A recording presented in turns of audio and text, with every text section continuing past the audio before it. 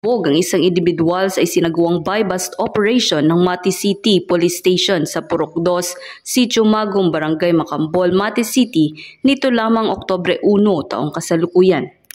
Kinilala ni Police Major Al Anthony I. Gumban, officer in charge ng Mati City Police Station, ang suspect na si alias JR at residente ng Purok 2, Sitio Magum, Barangay Macambol, Magsaysay 2, Barangay Central, Mati City.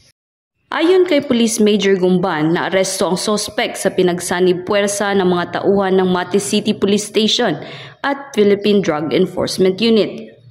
Dagdag pa ni Police Major Gumban, nakuha mula sa suspect ang isang pakete ng hinihinalang shabu na may bigat na humigit kumulang 22 gramos na may standard drug price na 149,600 pesos, improvised glass tutor, brown na pitaka at buy-bust money na ginamit sa operasyon.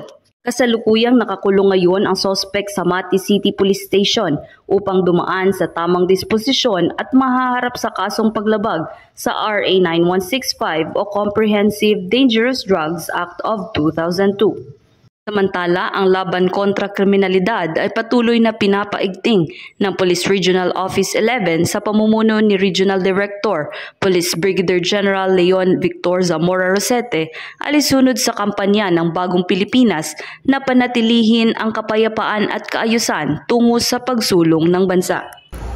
Mula dito sa Police Regional Office 11, ako ang inyong P9 correspondent, Patrolwoman John Mary Joy Rupin, alagad ng batas, tagataguyod ng balitang pulis.